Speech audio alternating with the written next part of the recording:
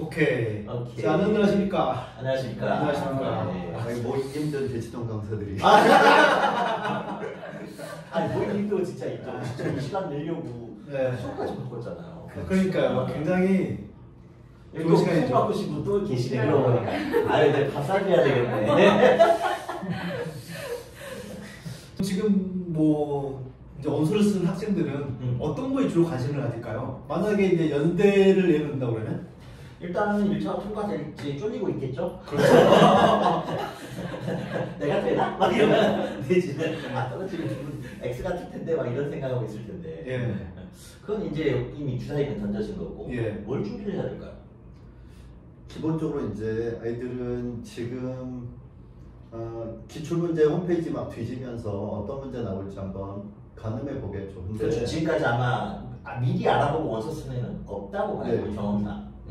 일단은 연대 같은 경우에는 배수가 작고 고대는 배수가 넓어서 고대를 쓴 학생들이 일단은 1차를 통과할 가능성이 훨씬 높아요. 아. 네.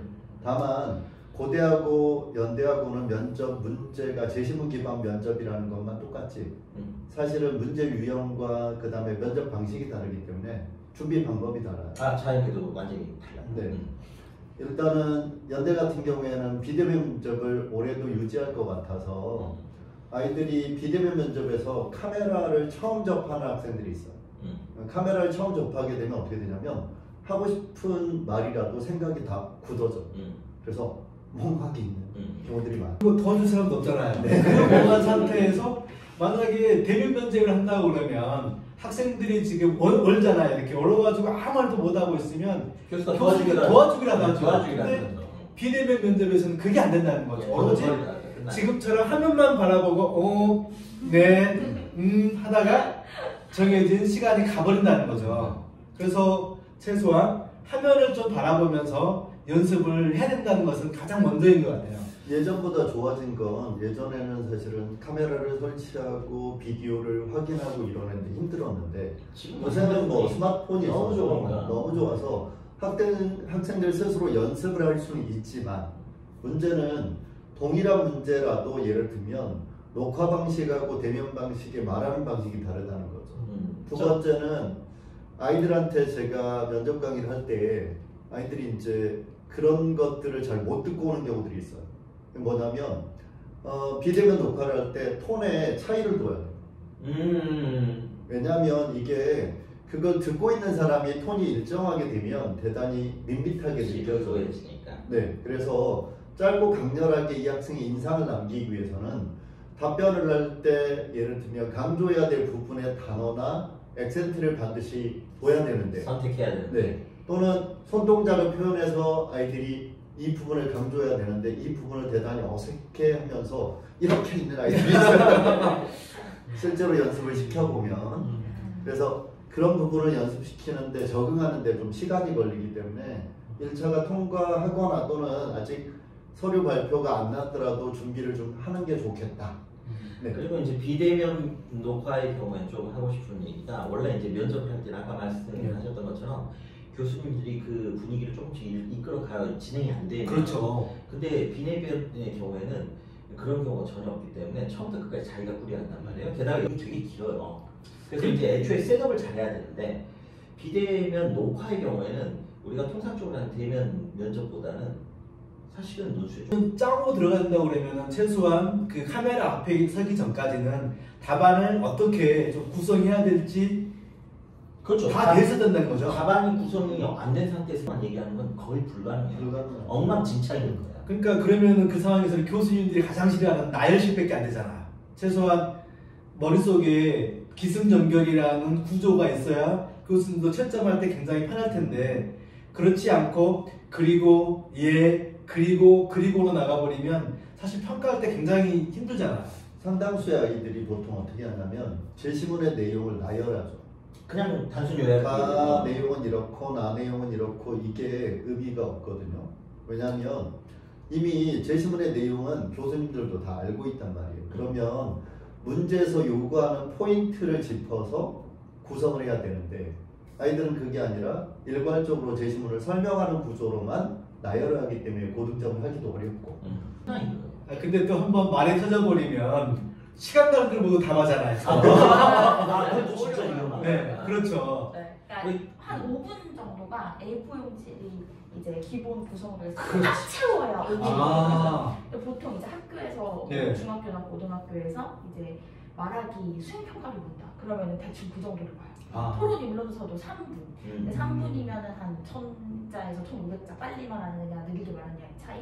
7분이면 A4 용지 한 페이지를 훨씬 넘겨야 되는 거니까 상당히 내용 구성을 다 해놓지 않는 거의 불가능하다고 봐야죠. 그러니까 이게 논술을 한 학생의 경우에는 아마 비대면 녹화가 사실은 어렵지는 않을 거예요. 근데 논술같이 어떤 스타일 그 전체적인 내용을 틀을 잡는 훈련을 안 해본 학생은 이거 상당히 어려울 수도 있어요. 그런데 지금 고교 추천형을 쓴 학생들의 경향을 보면 걔네들이 논술을 준비했던 애들일까요, 그러면? 아닐걸요. 그러면 사실 고교 추천형을 지금 한다고 그러면 사실 지금부터는 어떻게 좀 답안을 구성해야 될지에 대해서도 충분하게 연습이 돼야 된다는 거잖아요. 두 가지가 포인트인데요. 일단은 제시문 기반이라는 건 제시문에 숨겨진 쟁점을 정확히 이해해야 돼요. 그러니까 제시문을 읽어낼 수 있는 능력, 그리고 문제에 숨겨진 논점들을 제시문과 결합해서 말할 수 있는, 재구성해서 말할 수 있는 능력이 무엇보다 중요한데, 이런 것들이 이제 일반적인 국어에서 비문학 독해를 하는 것과 질이 다른 거예요. 이건 완전히 완전히 짧은 다르죠. 시간 안에 구성을 하는 것과는 질이 다르죠. 두 번째는 글을 쓰는 것과 말을 하는 것 포인트가 달라요. 글을 쓰는 건 앞에 전제를 깔고 막 이럴 수 있어요. 그러나 답변을 하는 건 답변의 포인트를 제일 먼저 말해주고 나서 이유나 내용들을 후단 구성을 하는 방식으로 전달을 해야 교수님들이 이 친구가 알고 있구나를 금방 인지하실 수 있죠. 다른 아이들과 답변의 차이도 생기고.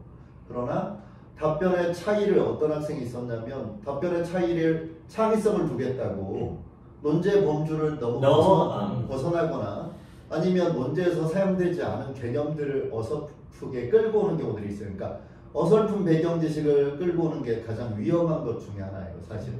배경 지식을 마치 단답형처럼 외워서 이 얘기가 나오면 이 얘기를 쓴다라는 게 예전에 기사에도 나왔는데, 야 이런 엉터리 답을 전부 학원에서 배웠구나 이렇게 되는 게 생겨요. 그러니까 이게 학원이 아니라 어디서든 제대로 배운 학생은 어디에서 배웠다는 말 자체가 성립이 되지 않는데, 애초에 나올 수가 없는 얘기를 그냥 단어를 물고 똑같이 써버린 애들이 나왔다는 얘기는 그냥 무지성으로 외웠다는 얘기이기 때문에 그건 학원에서 배웠다는 얘기가 그냥 나오는 거죠.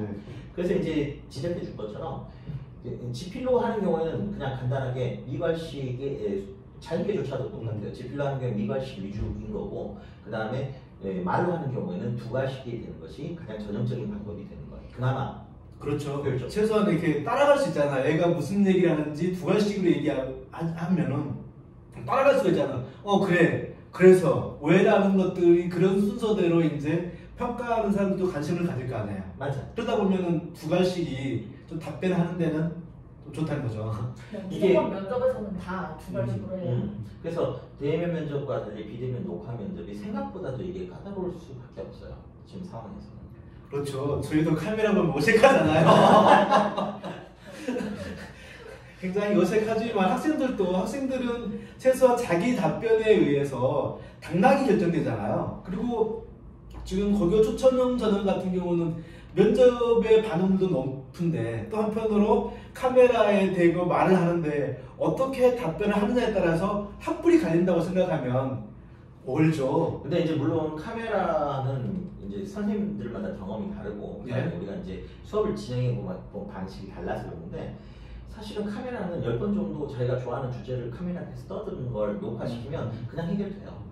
이게 말하자면 그건 수업에서 하기 애매한 거죠. 그냥 자기가 잘 알고 자기가 하고 싶은 얘기를 5분씩만 떠들어 봐라. 녹화해봐, 네가 봐. 그러면 끝나는 문제이기 때문에 사실 그렇게 큰 문제는 안 되는데, 아까 얘기한 대로 형식을 구성해서 전달하는 걸 7분씩이나 하는 것은 이건 분명히 문제가 됩니다. 마지막으로 정리를 하자면 제 경험상 연대나 서울대나 고대를 지원한 학생들은 능력은 충분하다. 그렇지. 그러니 그 능력을 충분히 이끌어낼 수 있는 조그만한 가이드만 주어지면 그 학생들의 능력치를 충분히 발휘할 수 있다. 맞아요. 그래서 그 포맷으로 연습을 해보고 연습을 해본다고 해서 자신의 문제를 자기 스스로 잡아내기가 너무 어렵기 때문에 좋은 가이드 선생님들이 있어서 포인트만 지적해주면 그 문제를 해결될 수 있겠다. 만약에 지방에 있어서 그 문제를 해결할 수 없다 또는 어렵다라고 한다면 요즘 뭐 온라인 강의가 워낙 잘 돼 있으니 온라인 강의를 이용해서 충분히 대비하는 것도 나쁘지 않겠다.